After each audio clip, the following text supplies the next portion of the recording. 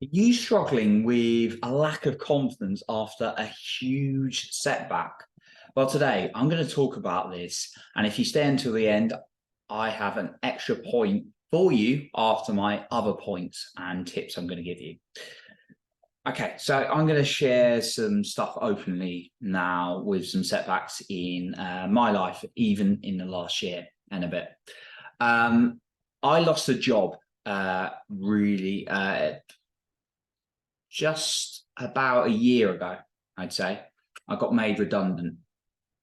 And I was also just coming off a bit of a financial setback. I was not in a good place. I had perhaps gone a bit over the top and not perhaps been looking after my money as good as I can. Now, in the past, I've been pretty good, like investing into the right things and things like that. But we're all human beings. We all make mistakes, right? And I wouldn't be standing here and just pretending I'm perfect because no one's perfect and nothing's perfect anyway. It hit me though really, really hard. Even though I'm, of course, I talk about self-esteem and confidence, it's something we can all get challenged in. And it's particularly going to be hard when setbacks come.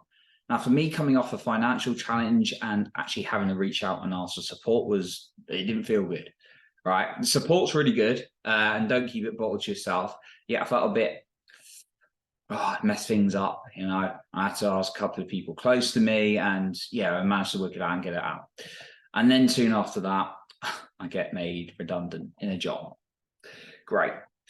But there was a part of me that had gone through this whole personal growth journey and knew that it was happening for me rather than to me. I knew that I needed to emotionally up level. It was giving me an opportunity to really hone in what I'd been learning, and it was difficult. There are going to be times, right? You can have all the tools in the world. It's still going to be difficult. Like if someone close to you, unfortunately, passes away, like it's not like, oh, I got all these mindset, confidence, self-esteem tools. Great, okay, I'm fine. No, you need to feel those things. You need to work through them.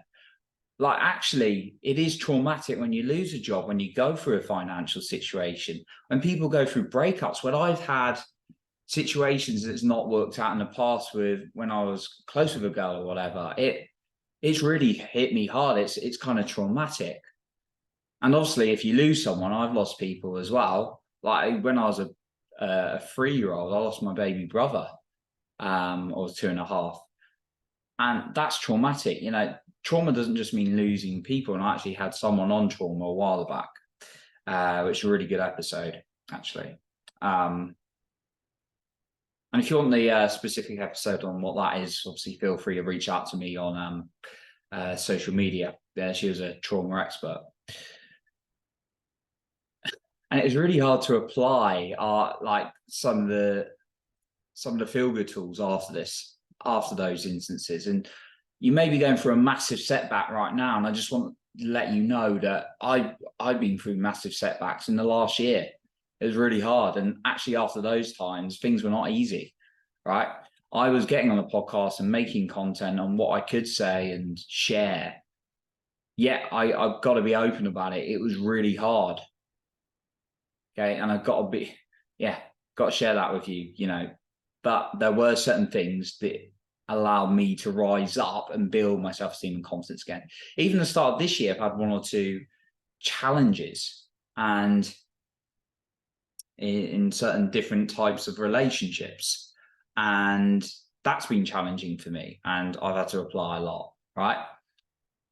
So I want you to know that you're not alone.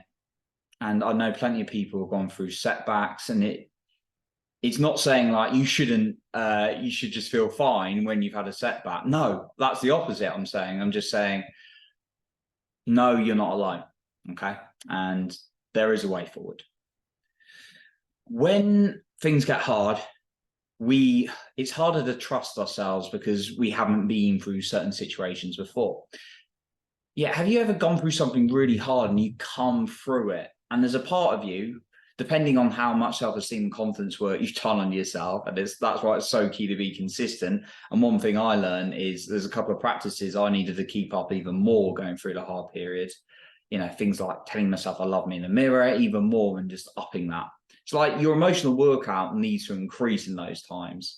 Not overdoing it, but it's like a physical workout needs to increase when you've got a marathon coming up. When you've got a hard time emotionally, your emotional workouts need to increase.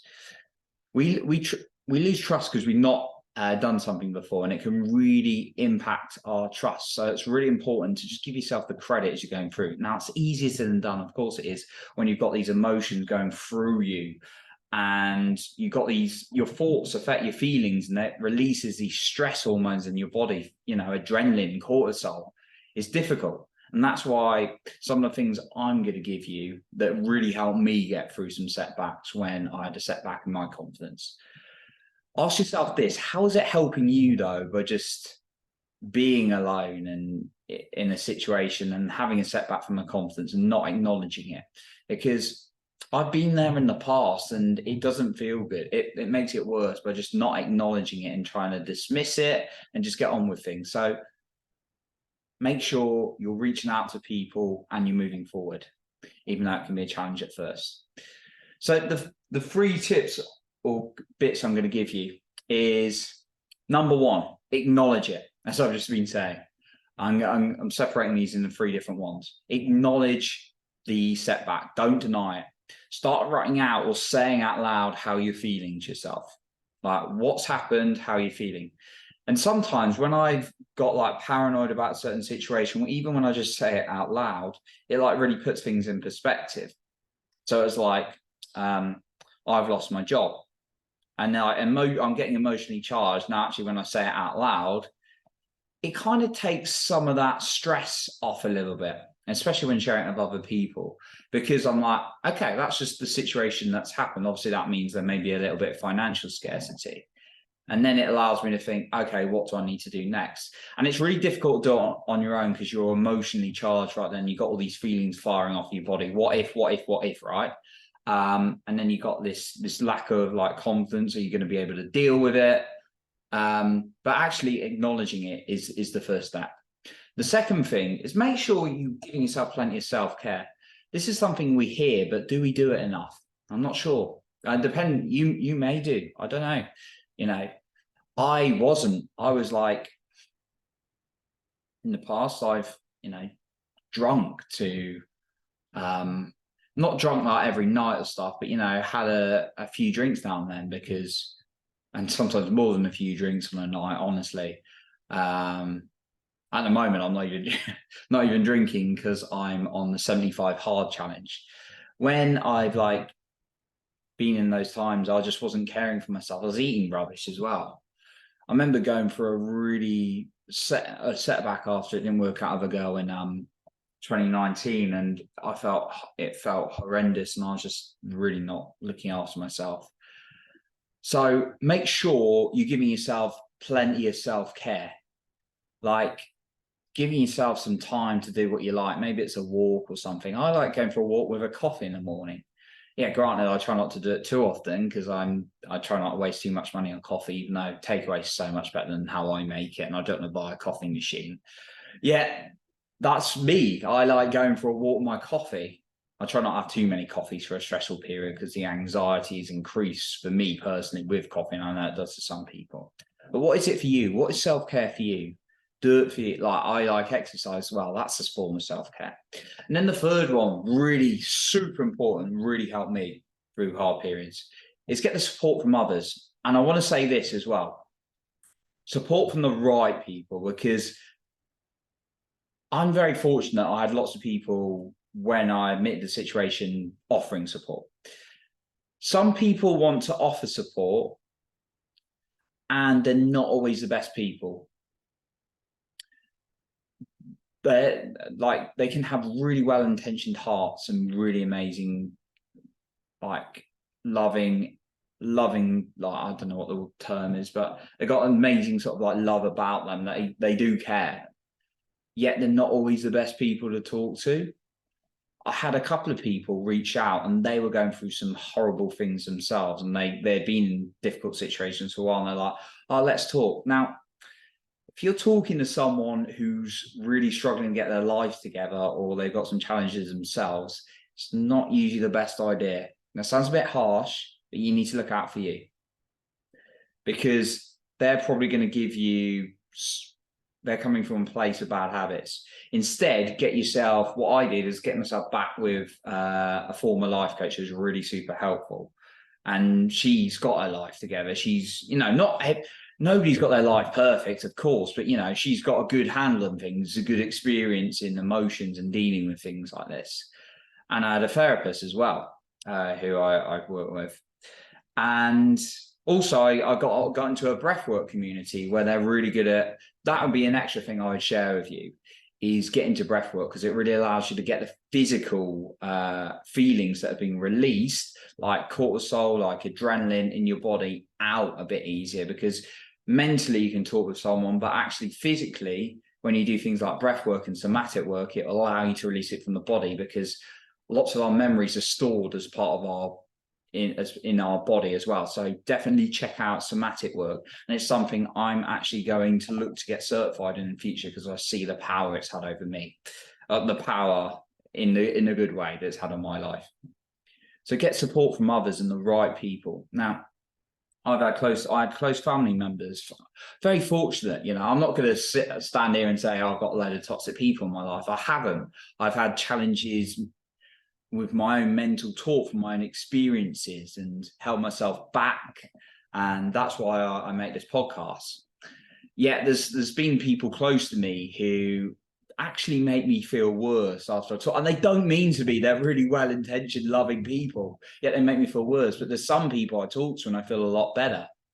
So choose wisely. You'll know energetically who to talk to in your life as well. So that's the third point I'll add.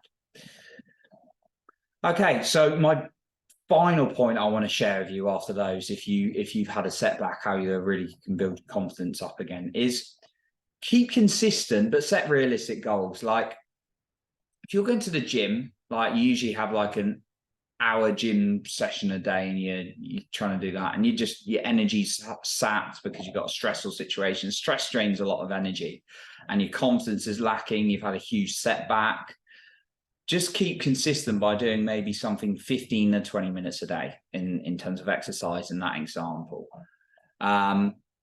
If you do a load of sales calls, for example, I'm just thinking from someone in that area, just maybe if you've got the choice to maybe take a bit of time off, but also if you've got to, maybe you lower your numbers slightly. You only reach out to a few people as opposed to loads and loads, right?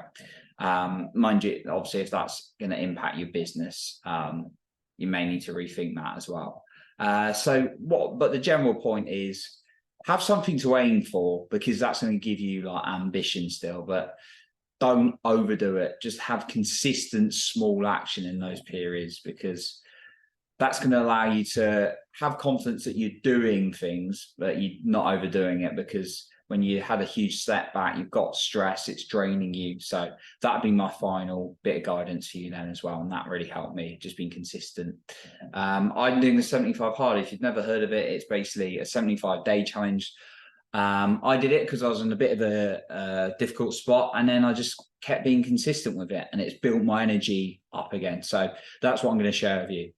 So I appreciate you for being here. You're improving other people's lives by being the best you. And remember, you're in control of your own self-esteem and confidence.